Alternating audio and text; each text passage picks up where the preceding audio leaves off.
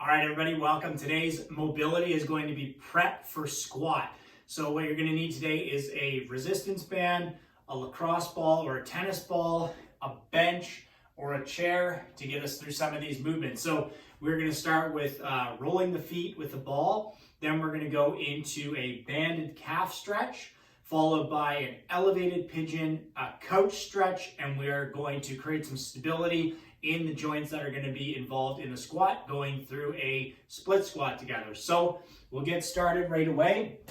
Grab your lacrosse ball or tennis ball. We're going to put that down on the ground. And I want to start, we're going to spend 30 seconds on each foot twice. We're going to start by trying to work the tissue in the forefoot. So if you think about kind of in comparison to our hand, we're trying to roll that ball across the knuckles of our toe. Spend a little bit of time there. Then we're going to work our way in through the arch. So kind of think about like the middle of your hand. So just working up and down now, finding some of those hot spots in the feet, kind of digging into them a little bit, thinking about breathing. Okay, let's switch to the other foot now. Same concept over here. So we're going to work across the knuckles. We can think about kind of swiveling the foot back and forth off the heel is a good spot to think about.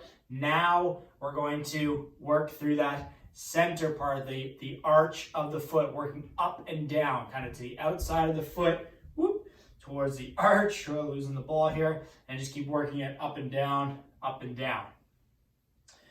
Good, we're gonna go back to our first foot again, and let's start in the arch, working up and down. And then we're going to plant our forefoot, so plant like our toes on the ground, and we're going to work right across the heel of the foot, kind of back and forth. You can see how I'm kind of just turning that hip, turning that knee angle in and outward, just getting that area of the foot, that tissue mobilized. Okay, let's switch over to our second foot again, starting at the arch, just working up and down on the arch of the foot. Kind of digging in on that tissue. And then we're going to plant the forefoot, the toes and the ball of the foot, and just rock that heel back and forth. So now we're thinking about going across just below the heel of the foot, still kind of staying in the arch. Another 10 seconds here. Nice and steady. Dig away. 3, 2, 1. We can get that ball off camera, and we're going to move into our calf stretch now. So we want our band set up as low as we can on an anchor point. We're going to step through the band, use our arms, bring it up to our hip.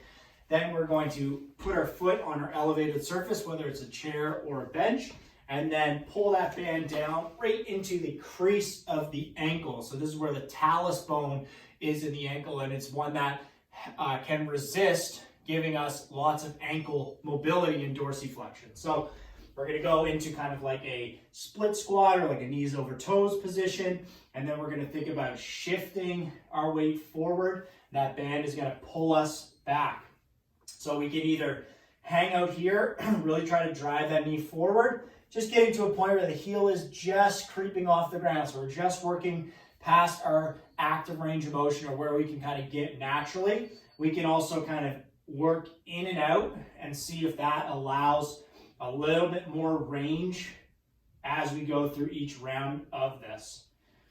Okay, so just hang in here another 3 seconds. Good. Let's do that same setup on the other side. Just careful as you come off the bench, you don't get catapulted back.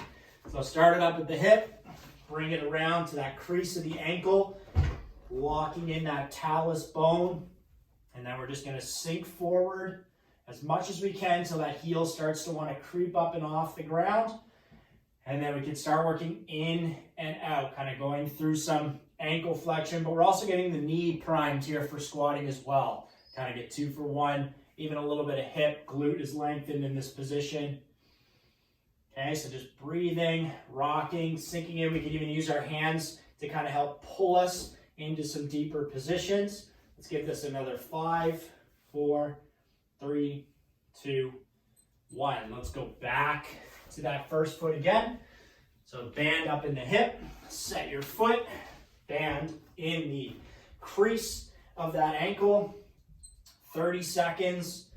So this time we're going to work the knee side to side. And you can use your hands to help guide this, just to try to get that talus bone pulled back, create some space in the ankle.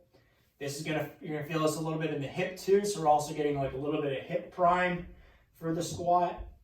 And then let's work in and out again, trying to just sink in a little bit more each time. All right, good. Come on out of that one. Let's switch to the other side one last time. Band up in the hip, foot set.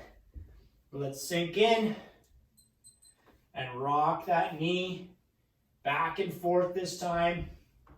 Kind of getting a little bit of hip prime going, getting that ankle moving.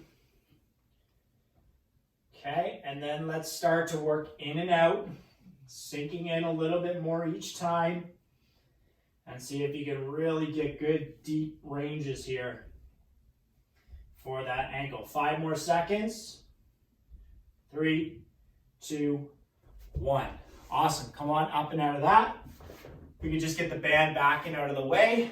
Next thing we're going to go to is an isometric hold for the split squat. So we've created length, hopefully in that calf and in the ankle and in the foot. Now we're just going to hold and get that ankle stabilized. So together we're going to go up on one foot. You can use support here. We're going to hold for 10, 9, 8, 7, 6, 5, 4, 3, 2, 1.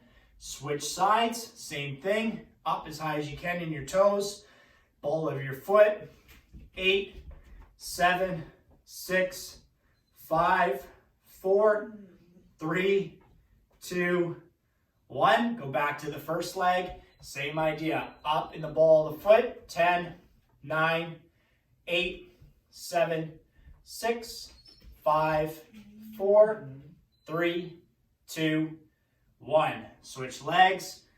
Up. 10, 9, 8, 7, 6, 5, 4, 3, 2, 1. Let's go to our couch stretch next. So you can use chair, a couch, bed, or bench if you've got it. So we're going to get the foot set up parallel with the bench.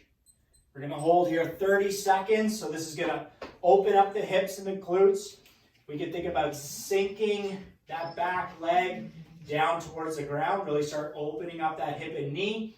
If your bench inclines and you feel like you have pressure in the knee, you can always bump the bench up and reduce how much tension is in the knee. So we can think about kind of coming up and down with this, trying to use that top leg, creating some activation in the hip. Good, come on out, use your hands. We're going to switch sides, get set up. 30 seconds here. Same idea, just think about sinking into this hip, loading that up, stretching it out. If we can get that back knee down to the ground, you can also play around with shoulder position, chest position in relation to the knee, and just kind of groove around, see what you can find. See if there's anything that lights up as you're playing around in that area. And good, let's switch sides. One more time here. Shin lined up. Dropping that back knee down. And just working on finding some hot spots. If you can't get the knee all the way down to the ground, if you want to pause this, you can always get like a foam pad, a yoga block, stack of books, especially if bench is a little bit higher. So just play around, see what you can find, explore that hip. I got lots of good stuff in there. Could spend more time, may come back and do a couple more rounds of this. So let's go now to our second side, line everything up. And we'll get set here. Just working through that hip. Find some spots. You can even think about like bowing forward, sinking this hip back. Right? That's going to open that hip up more and more each time.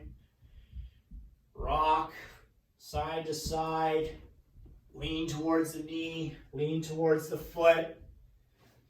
Okay, another 3 seconds here. 3, 2, 1. Let's come on up and out of that. Use your hands. And now we're going to go into our couch stretch. So using that same surface, we're going to get our back foot up on the bench, knee down on the ground. You may want a yoga mat or a yoga mat or yoga block under this knee. So we're going to go 30 seconds in this position. Active glute, driving this hip forward. We want to open up that quad, open up that hip. We can create more length with our arms by reaching high up to the sky. Elevate the rib cage. Try to stay everything in line. We're not extending through the rib cage or the spine. Just get nice and tall. Another 8 seconds here.